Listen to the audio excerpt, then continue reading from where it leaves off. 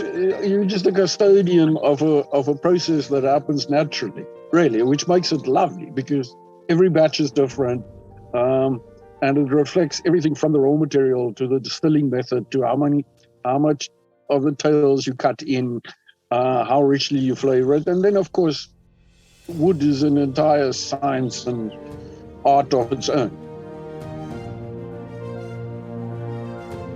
Good morning, Joubert. It's so lovely to meet you here on Zoom. Oh, it's lovely meeting you too. So you have a distillery in South Africa. Where exactly are you based? We based on the west coast, about 20 kilometers from the sea.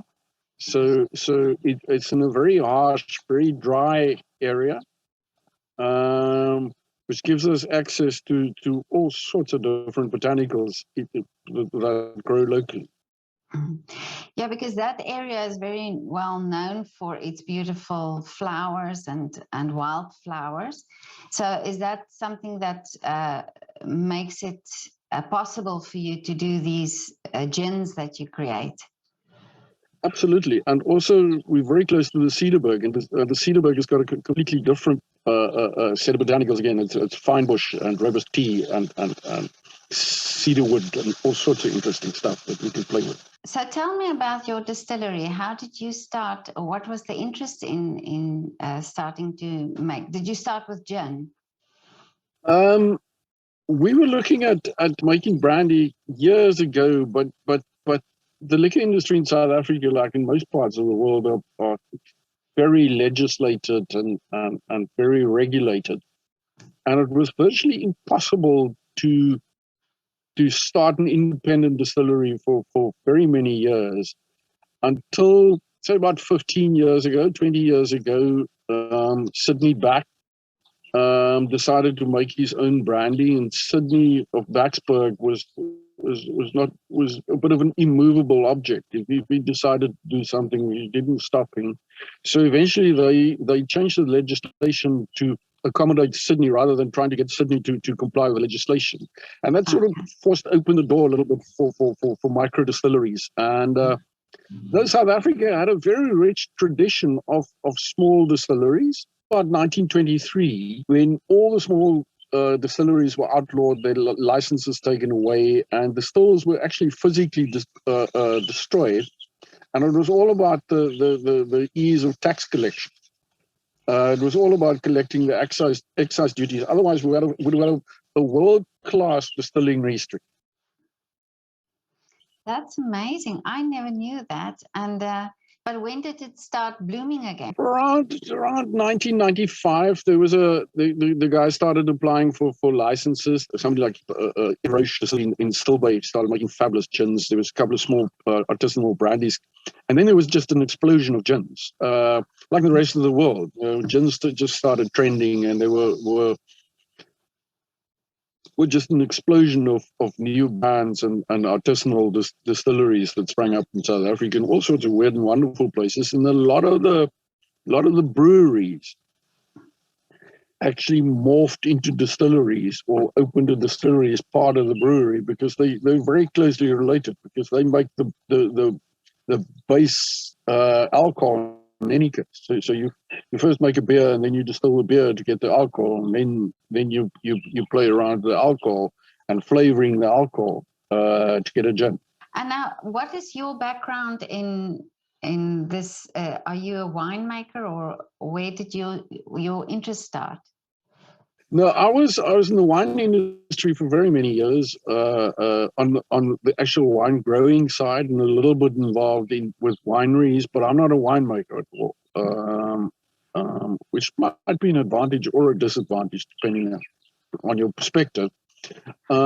Because in distilling is you've actually got a bit more freedom than in winemaking, because you can decide what you want to end up with rather than the market deciding for you what you have to make, except for the brown spirits, the brandies and the whiskies and the rums.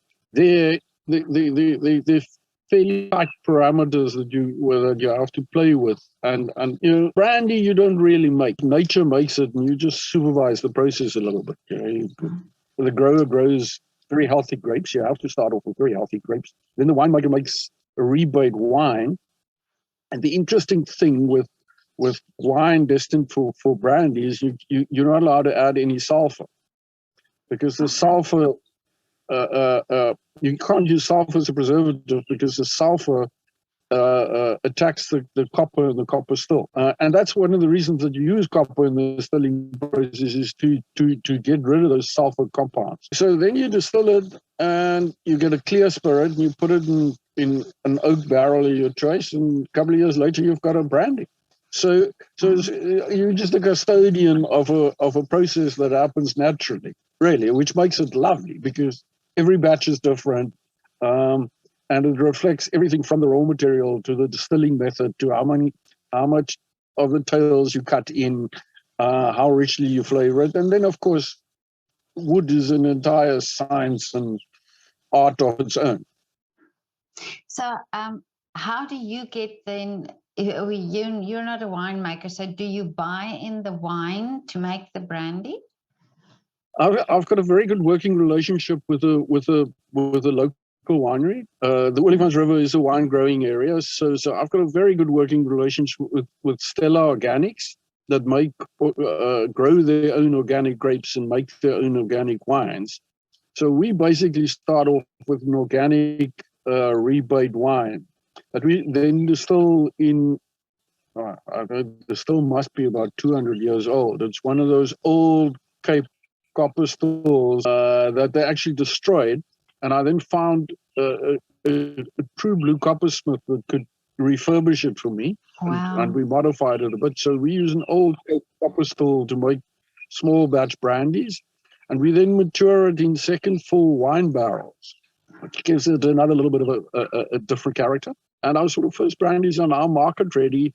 And what we do, if you've got a commercial brandy, they must all taste the same. So the brandy master's job is to taste all the barrels and then to tweak it and add a little bit of caramel and to get it to look and taste exactly the same. So I say a brandy is like a wine. It's a natural product, and they're not meant to taste the same. So we basically bottle single barrel brandies to reflect that individuality.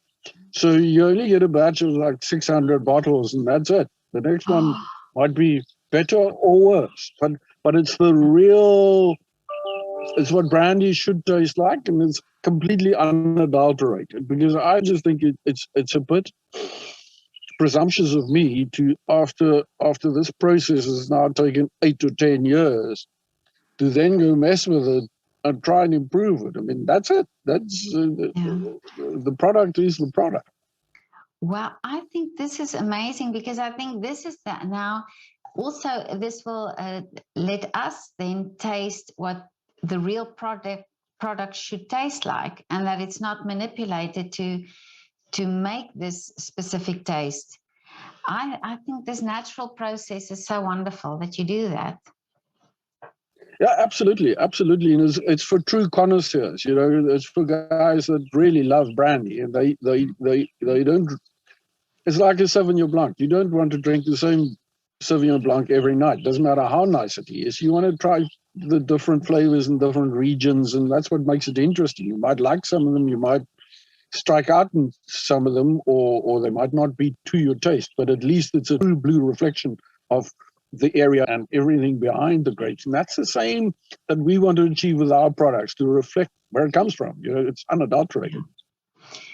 Now, these barrels that you use, do you choose specific wood for it? And how much does the wood reflect in the taste? A lot. Wood is an art and it's science entirely on its own. I'm not completely on top of that yet. Every time I talk to the experts, I come away as confused, just in a much higher level. Okay. But it does. If the brandy comes out of the still, it's a clear spirit, like a gin. So all the color, all the caramel flavors, all that sweetness comes from the wood. Wow. And what we use is we use wine barrels, but we don't re-toast them. We use them as is, so you get a little bit of that character infused into the wine as well, into the brandy as well. So And that gives us the color. So we don't have to use caramel or anything. We've got the color in the brandy. can you It show me is a from the bottle? barrel. Yeah, Can you show me a bottle of brandy? absolutely. Yeah. Oh, I see. Oh, I love your bottles. So you see the color you see in this. Yeah. That is the original color. We didn't do anything to tweak it. Now, so by the time it's in the bottle, it's already now aged. It's the Yeah. process is done. And for how long can it then stay in the bottle? Well, Forever. Okay. it's preserved. Some of our brandies we bottle cask strength, so they actually 67% alcohol. There we don't even water them down. We just take it from the barrel, put it in a bottle, and then they're even more preserved. Okay. So don't do anything like it. But you remarked about the bottle. You know, in South Africa, we're not really spoiled for choice with bottles. And we tried what makes our distillery interesting is that we use we try and be completely independent from outside energy. So we've got a solar heater on the roof, which we use to drive our stills, and we've got photovoltaic cells to supplement when we haven't got enough sun.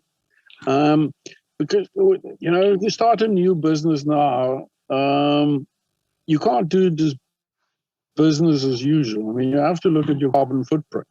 Yeah. So we try to get our carbon footprint as low as possible. So in South Africa, you can only buy bottles from Consul, or you have to import bottles. And I just thought it was a bit silly getting a bottle from Europe shipped to South Africa and Cape Town to Fredenal just to put some gin in it. Yeah. And if we've got a bottle factory in Cape Town, I can go collect the bottles in Stellenbosch. And but the unfortunate thing is they don't make specialized bottles in small quantities. So we had to find a generic bottle, and we actually use an olive oil bottle that they make. But we had to tart it up, and hence the wooden cap. So it's an olive oil bottle, and the advantage is it comes in three sizes. So we've got a 250, 500, and a 750 ml bottle. But it's a local olive oil bottle that we just tarted up a bit. Wonderful. And the cap that you have, the wooden cap? The bottles are actually screw cap. Yeah. And you can't really compete in this market segment with a screw cap. Yeah. We just had to hide the screw cap, and hence the wooden block that's actually made by one of my neighboring farmers.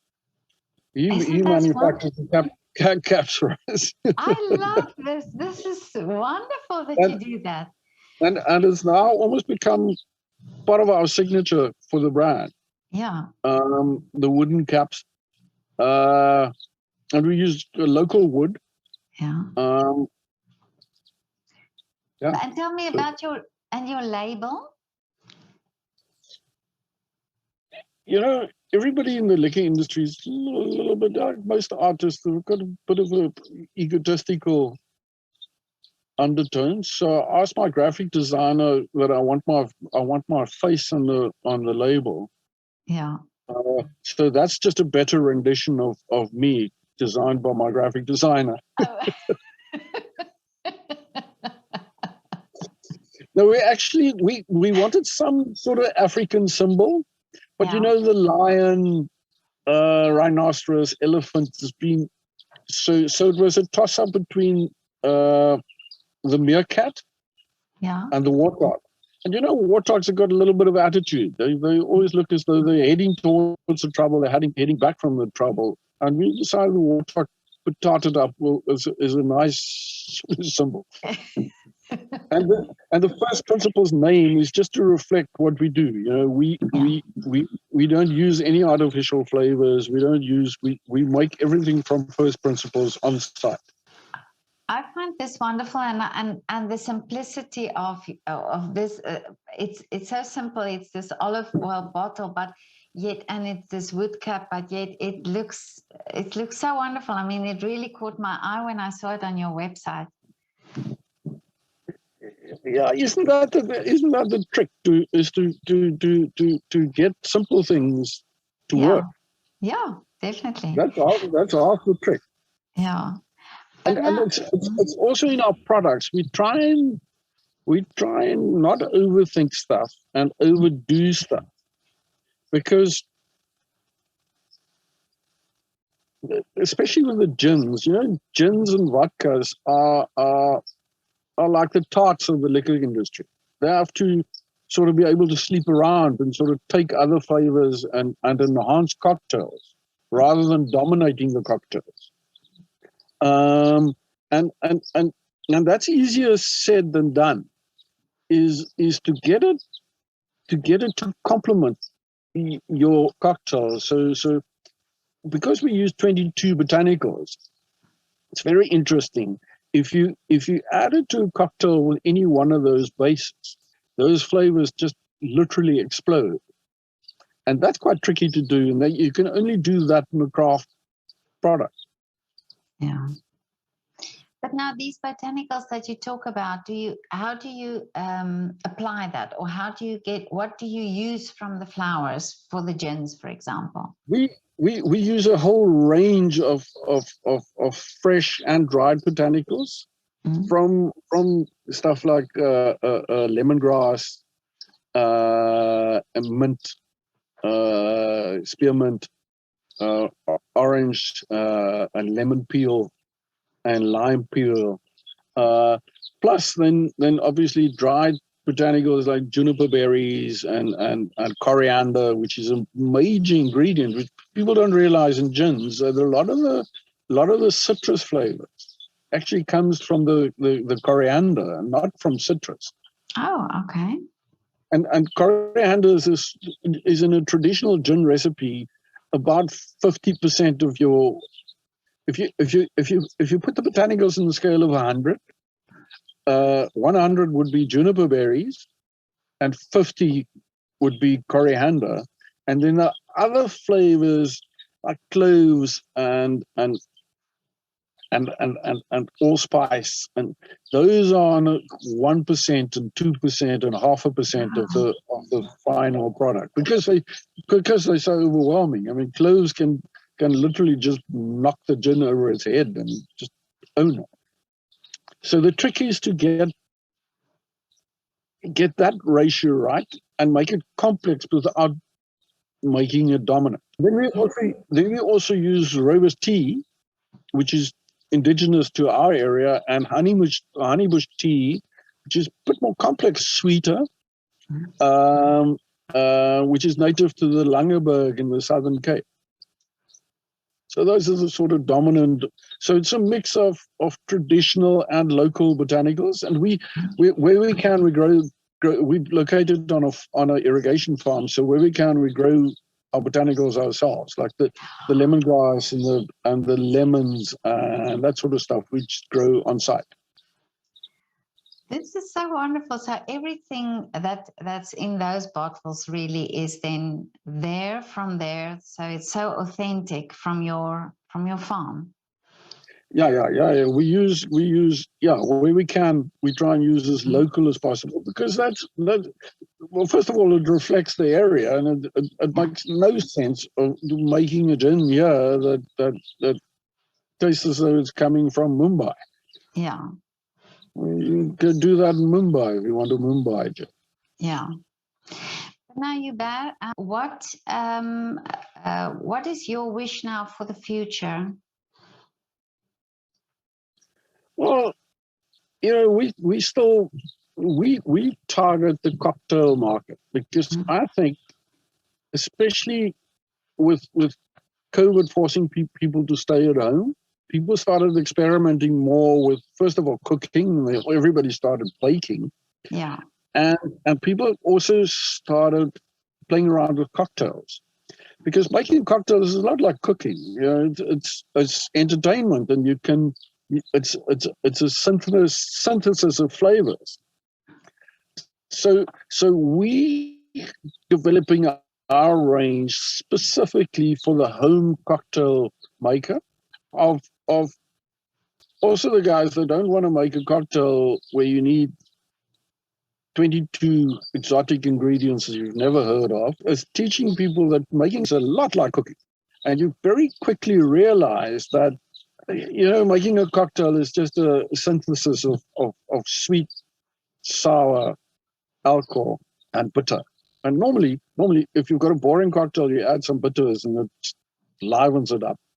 To teach people that, and as opposed to drinking wine, we expect a specific taste profile. With making cocktails, it's entirely up to you. If you want it sweeter, you add syrup. If you want to take the edge off it, you add some lemon juice. You know, and also teach people that stuff like lemon syrup and rosemary syrup and stuff that you can easily make at home is you don't need a 10,000 rand liquor cabinet. You're able to make wonderful cocktails, and it's also teaching people that if you've got a craft gin in your cabinet, you can have an entirely different drink every night of the week and spoil yourself. So that's really what we want to achieve. Yeah. And you have now shown also by doing things like this so creatively that you can do things from home, from what you have, from what is available, and just thinking a little bit outside the box, that you can create your own drinks then. Absolutely. Yeah.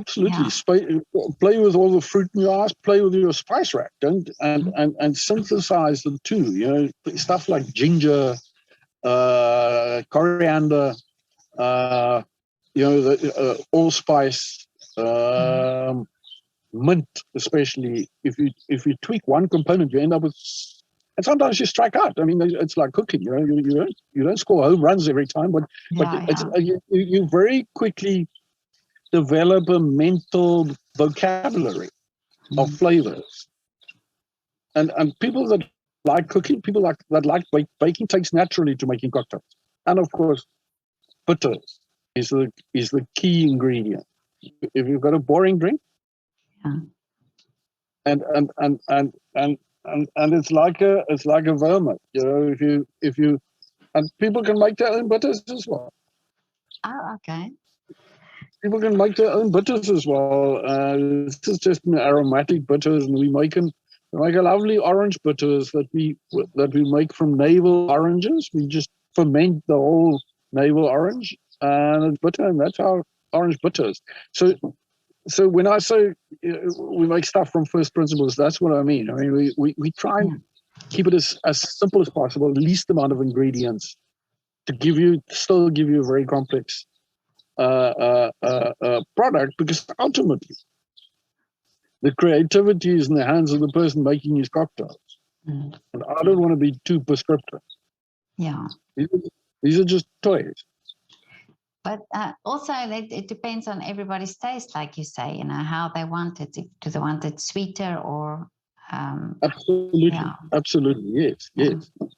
But now, how do you do you sell online, or how do people get your gins, for example? Yeah, we get walk-ins, and we sell online. We would deliver for free anywhere in South Africa. So yes, and that's the advantage of the post-COVID economy, that all the backup services are there now, that you can provide that service. You know, you can basically have the product anywhere in South Africa within 2 days. And do you accept visitors on your farm to come and see what you do? yeah, we do tasting tours, and we do distillery tours, and we do tastings. Um, that's actually the best part of the business, because there Yeah. you get to interact with clients, and you get to talk to them, and you get to share products with them, and you also learn a lot about people's tastes. For instance, about 40% of visitors don't like butter. They simply don't like butter. And they tend to not like gin, because gin, and that's why these people that want to drink a craft drink, but they don't like the bitterness of gin, traditional gins. Mm. And for them, we for instance make a wine-based vodka, Oh, specifically for that taste profile. They still want to drink a craft product, but they don't like the bitterness. And that vodka works very well with sweeter cocktails. that's So the tasting part is extremely important, because that's where you get and often new ideas. People come here and say, why don't you do this and add that? And if you try this, and so they come up with wonderful new ideas. So it sounds like a very creative process that you're busy with.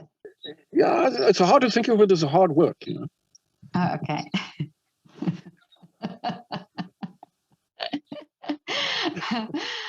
But now, Joubert, I want to know, you live in the Vredendal area. Do you, just the last question, do you have a shout out that you can do for a restaurant or a coffee shop in your area? If people visit Vredendal. Yes, Thai art. We've got a lovely little restaurant called Thai Art. Yes. Oh, okay. And we've got the absolute best in Vredendal. I mean, we've got what must be the best nursery in South Africa. Really?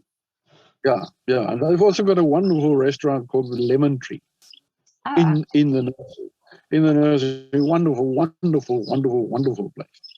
Okay, I'll put the link. I'll put their business link also on this video, because you did the shout out. Yeah. Joubert, this was so lovely to talk to you. And I absolutely love what you're doing, the whole organic experience and the whole creativity that you do your bottles with, and your gins and brandy and vodka. Well, fabulous. Thank you so much for reaching out to us. Yeah, it was a pleasure. It was an absolute pleasure. Yeah, well, it was a pleasure for me too. So have a lovely day, and I hope to see you when I visit in South Africa. Absolutely. You must come for a tasting. I'm definitely coming. Yeah. Okay. Okay, Joubert. See you hopefully soon. Bye. Fantastic. Bye.